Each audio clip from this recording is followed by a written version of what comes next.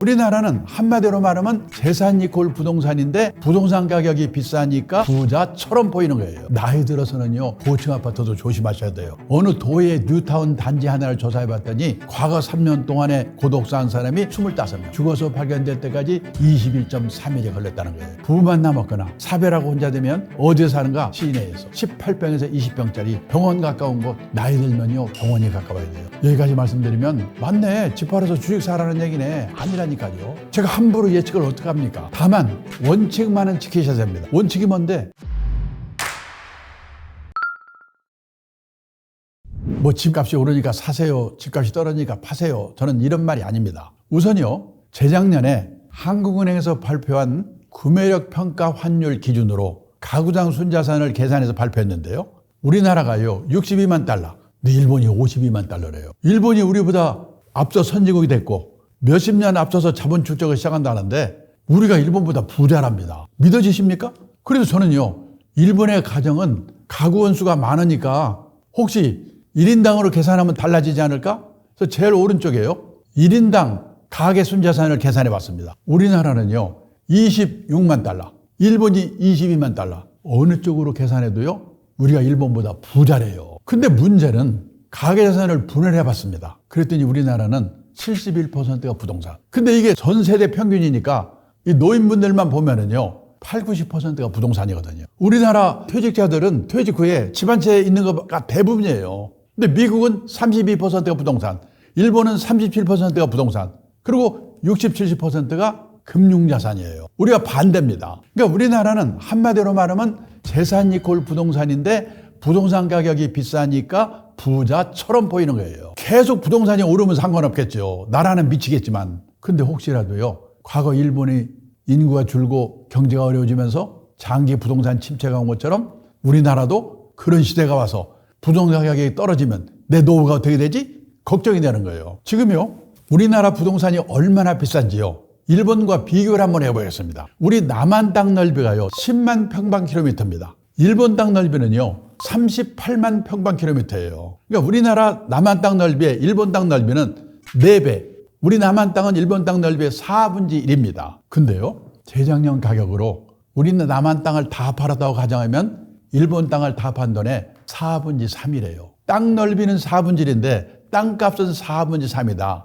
이 말은 우리나라 땅값이 일본 땅값의 평균 3배 비싸다는 거예요. 그런데요, 1980년대 일본이 부동산 버블로 부동산이 난리 났을 때입니다. 제가 일본에서 근무를 했는데 그때 들은 얘기입니다. 그때 일본 땅을 다 팔면 우리 남한 땅 다 판 돈의 15배라고 그랬어요. 그러니까 1980년대는 우리 남한 땅의 땅값이 일본 땅값의 15분의 1이었는데 지금은 4분의 3이다. 4분의 4면 똑같은 거거든요. 거의 똑같은 수준에 왔다는 거예요. 그 말은 지난 30년 동안 일본 집값 땅값은 왕창 떨어지고 우리나라 집값 땅값은 왕창 올랐다는 얘기예요. 일본 땅값이 얼마나 떨어졌는지 한번 보겠습니다. 여기 일본 전국의 3대 도시 도쿄, 오사카, 나고야의 택지 82년을 100으로 볼 때요 9년 동안에 3배 올라가지고 20년 동안에 3분의 1로 떨어져서 옆으로 기다가 요즘 오른답니다. 이렇게 떨어지니까 일본 사람들의 집에 대한 생각이 바뀌었어요. 우리처럼 일본 사람들은 집에 한이 맺혀 있지 않습니다. 일본의 보통 사람이 집이 없어. 근데 금융자산이 몇 억 있어. 그러면 은행에서 돈을 빌려가지고 집을 살까? 집 사면 세금 내야지, 수리해야지, 골치 아프잖아? 에이, 집은 빌려 살고 이건 딴 데 투자할까? 냉정하게 생각해 보거든요. 근데 우리는 지금 어떻습니까?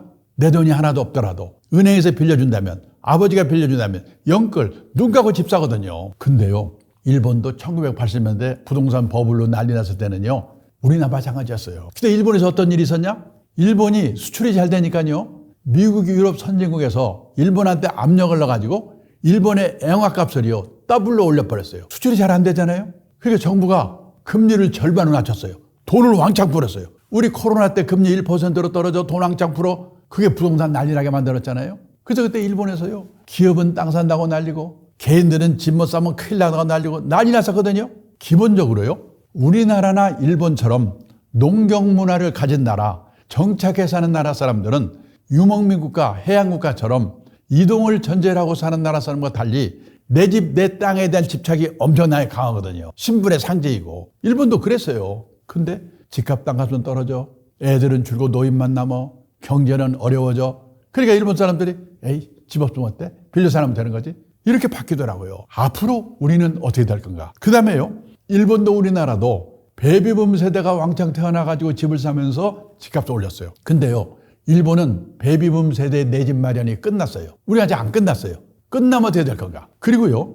인구 대비로 볼 때 애를 많이 낳는 베이비붐의 기간, 출산율 이게 거의 인구 대비로는 우리가 일본의 2배쯤 되는 것 같아요. 끝나면 쇼크가 더 클 거예요. 세 번째, 도시화. 시골에 살던 사람들이 도시로 이주를 하면서 집을 사니까 집값을 올렸어요. 근데 일본은 도시화 과정이 끝나가지고 도시에서 지방으로의 역류 현상이 나타나고 있어요. 우리나라는요, 지금 도시화율이 몇 %냐? 도시화율이라고 하는 것은 전체 인구 중에서 도시에 사는 사람 인구 비율이거든요. 세계에서요, 싱가포르, 홍콩 같은 나라는 100% 도시국가죠.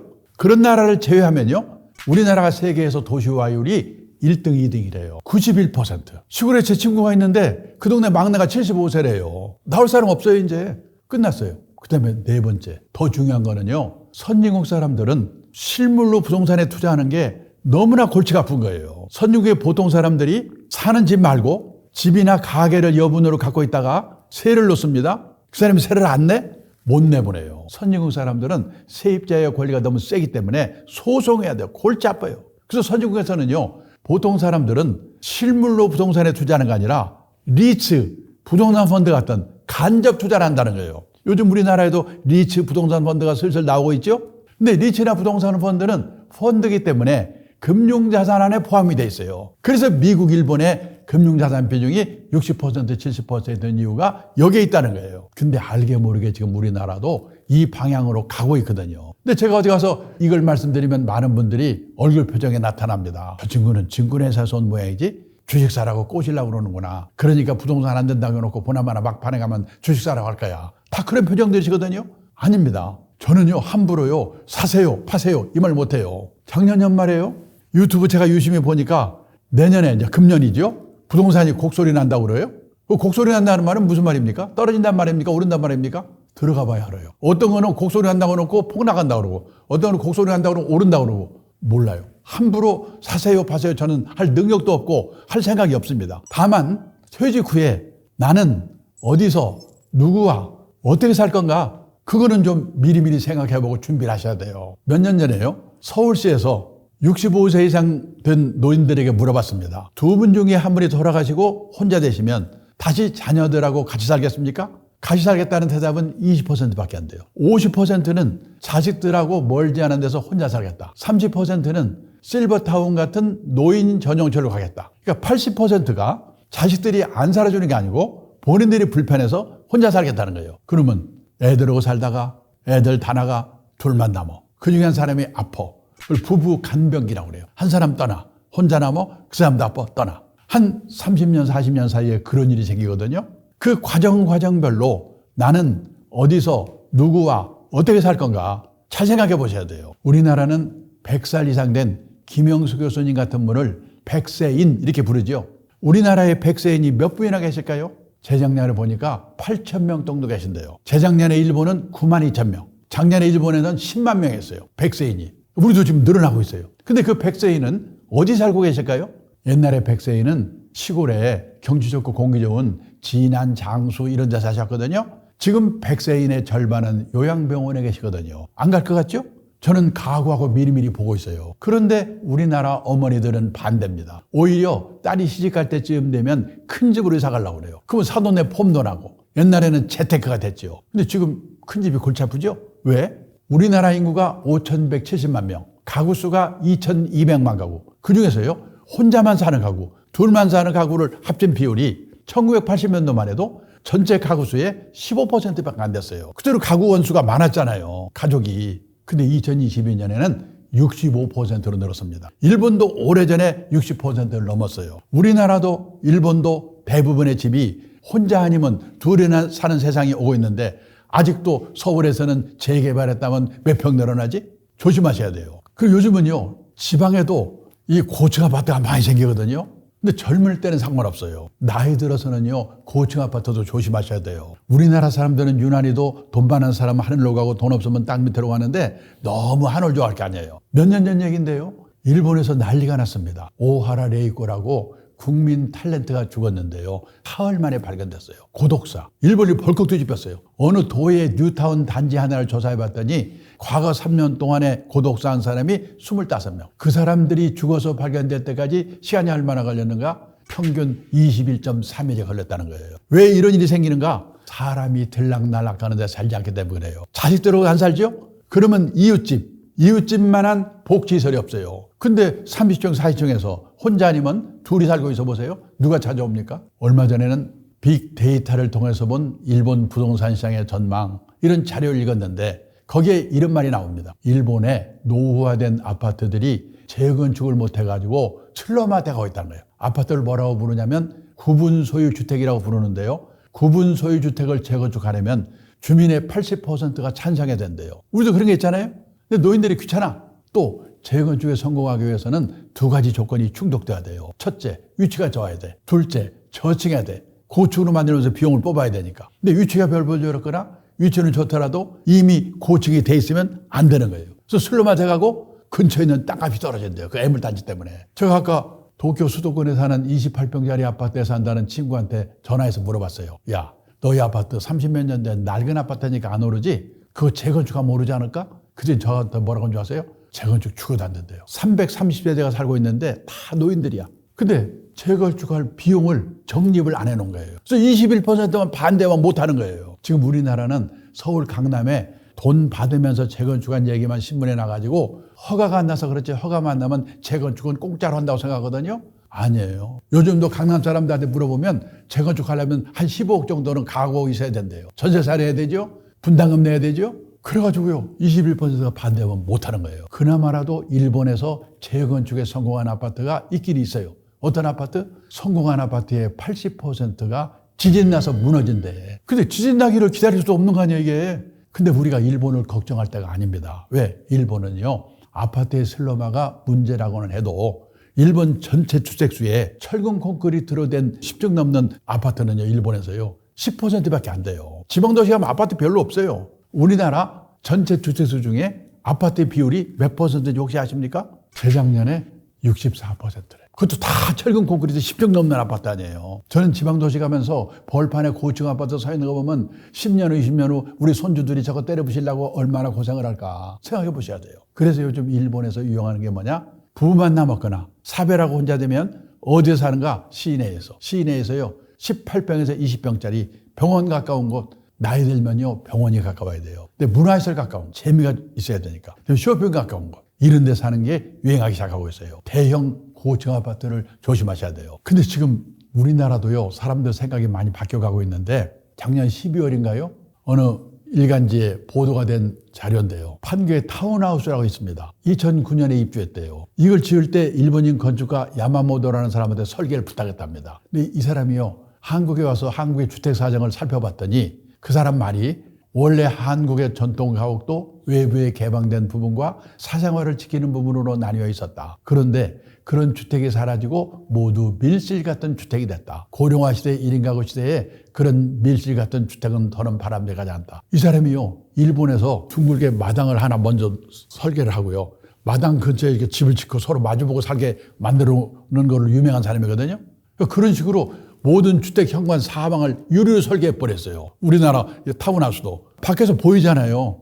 이 밀실에 익숙한 사람들이 너무나 어색하잖아요. 처음에는요 100채 중에서 30채밖에 분양이 안 됐어요. 난리 났습니다. 그 사람 때문에 망했다고. 그런데 들어와 산 사람들이 10년을 살아보니까 이 고령화 시대 1인 가구 시대에 이웃과 함께하는 삶이 너무나 행복하더라. 그래서 10년 만에 야마모토 설계사 오라고 가지고 파티했다고 중앙일보에 일면 전면으로 그 기사가 났더라고요. 우리나라 사람들 생각이 바뀌어가는 거예요. 이런 것도 생각해 보셔야 돼요. 그리고 또 하나는요. 앞으로 집을 사줄 사람이 누구냐. 노인들이 아니고 젊은 사람들이거든요. 근데 지난 20년 동안에 우리나라 20, 30대는 100만 가구가 줄었고 앞으로 20년 동안에 130만 가구가 또 준대요. 집을 늘려가는 거는 애들 생기면서 40, 50대입니다. 지난 20년 동안에 260만 가구가 늘었는데 앞으로 20년 동안에는 190만 가구가 줄어든대요. 무슨 가구만 늘어나는가? 노인네 가구만 400만 가구 늘었고 앞으로도 530만 가구가 또 는대요. 근데 이 노인 가구는 이미 집이 있거나 없더라도 살 능력이 안 되니까 안 사는 거 아니에요. 누가 집을 살 건가 생각해 봐야 돼요. 그 다음에요. 1, 2인 가구는 680만 가구가 늘었고 앞으로도 380만 가구가 또 느는데 3인 이상 가구는 110만 가구가 줄었고 앞으로도 170만 가구가 줄어든대요. 이게 10년 후, 20년 후 우리나라 집값에 어떤 영향을 줄 건가를 잘 생각해 보셔야 돼요. 여기까지 말씀드리면 맞네, 집 팔아서 주식 사라는 얘기네. 아니라니까요. 제가 함부로 예측을 어떡합니까? 다만 사고 팔고는 알아서 하시더라도 원칙만은 지키셔야 됩니다. 원칙이 뭔데? 투자라고 하는 것은 리스크가 따르는 것입니다. 따라서 재산이 한 곳에 집중되어 있으면 안 됩니다. 갖고 계신 재산이 100% 부동산에 몰빵되어 있으시다면 그 부동산이 오를 때 오를 망정 우선 10% 20%라도 금융자산을 가지세요. 그 또 하나는 뭐냐면 우리나라 가구는요, 노인네 가구도 부채가 가계부채가 많아요. 아까 앞에서 1억 300만 원 정도 갖고 있다고 그랬죠? 일본은요, 여기 보세요. 40대 미만은 저축액분지 부채액이 168%. 일본도 빚밖에 없어요. 왜? 그 사람들은 30년, 40년 월부로 집을 사니까 집사가 넘으면 빚밖에 없거든요. 근데 퇴직할 때가 되면 4%밖에 안 남아요. 거의 빚이 없어요. 그러니까 살다 가면 되는 거예요. 아까 집값이 3천만 원, 4천만 원 떨어졌다는 도쿄 수도권 사는 제 친구, 집이 그렇게 떨어졌는데도 아무렇지도 않아요. 왜? 나는 애들은 집 있고 나는 빚도 없는데 여기 살다 죽으면 되는 거지. 그러는 거예요. 근데 우리나라는요, 보세요.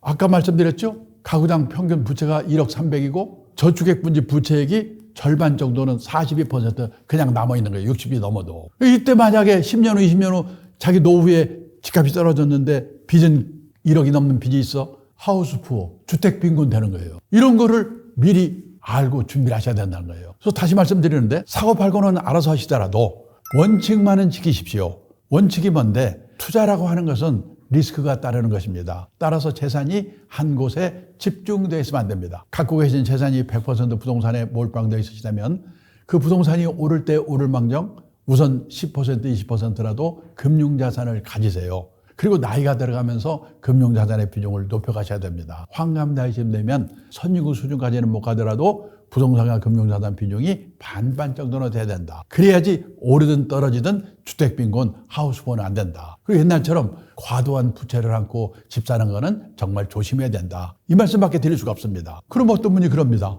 나는 5억짜리 아파트 한 채밖에 없는데 그걸 팔고 길가에 놔앉습니까? 그런 분은요, 예를 들어서 70세에 주택연금 가입하셔서 한 달에 120만 원씩 받아서 쓰세요.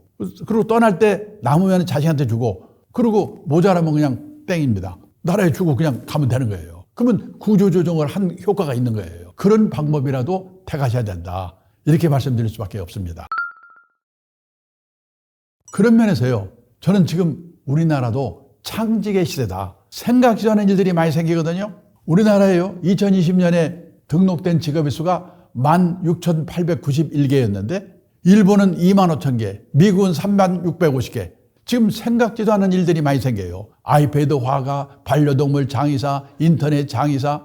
저는 인터넷 장의사가 뭔가 했더니요, 과거 흔적 지워주는 거래요. 정리 컨설턴트. 그런데 뭐냐면 이 남이 할 수 없는 일을 하기 위해서는 젊은 시절부터 자기 하고 있는 일과 연관시켜서 미래의 직업과 연관시켜서 나는 이 일을 좀 남과 차별화시켜서 일을 해봐야 되겠구나. 그런 준비를 해야 되는 거예요. 그런 면에서 저는 젊은 시절에 미리 간접적인 경험을 하고 나중에 나이 들어서 일을 하기 위해서는 어떻게 해야 될까? 그래서 저는 제가 그동안에 해온 일을 예를 들어서 투자 교육이라든지 노후 설계 교육, 제가 해온 일을 좀 발전시켜서 이런 일을 좀 찾았다고 생각합니다. 그래서 저는 지금 30대, 40대 현역에 계신 분들이 회사 일을 열심히 하면서 내가 이 일을 가지고 나중에 뭔가 남다른 일을 할 수 없을까? 그렇게 되면 회사 일도 열심히 하게 되고 자기도 발전하게 되고 노후 준비도 할 수 있고 그렇다는 겁니다. 그런데요, 그렇게 평생 현역을 실천하는 사람들이 공통점이 뭔가? 노후에 일한다는 게 얼마나 중요한가 하는 것을 확고하게 깨닫는 거예요. 아까 일본의 사례도 보여드렸죠?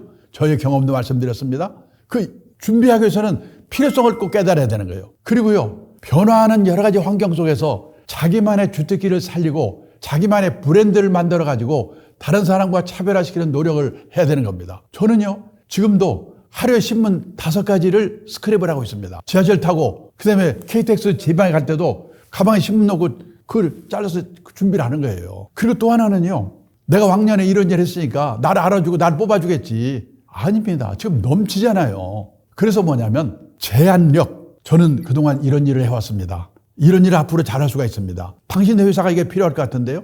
제가 옛날에 그 투자교육 하던 일, 이걸 가지고 미래에셋 금융그룹에 제안서를 보냈어요. 제가 미래에셋 금융그룹에서 투자교육 연구소를 만들면 이런 좋은 점이 있을 겁니다.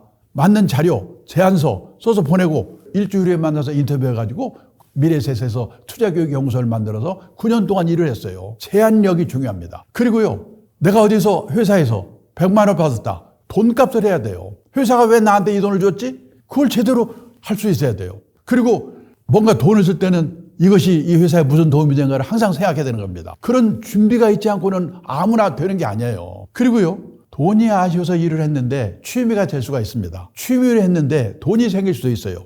유튜브에서 혹시 보셨는지 모르겠는데요. 어떤 분이 재벌그룹에서 임원하다가 나오셨대요. 갑자기 나오셨는데 뭘 하지? 택배 분류하는 데를 갔답니다. 무지개 힘든 일이래요. 아마 돈 때문에였으면 못했을 거랍니다. 근데 그때 그분이 과체중이었대요. 운동에서 빼나 이거에서 빼나 마찬가지겠구나. 몸무게 뺄 요량으로 일을 시작했대요. 몇 개월 만에 몸무게가 빠졌습니다. 그러다 보니까 일이 손에 익었습니다. 지금도 한답니다. 제가 인터넷에서 봤어요.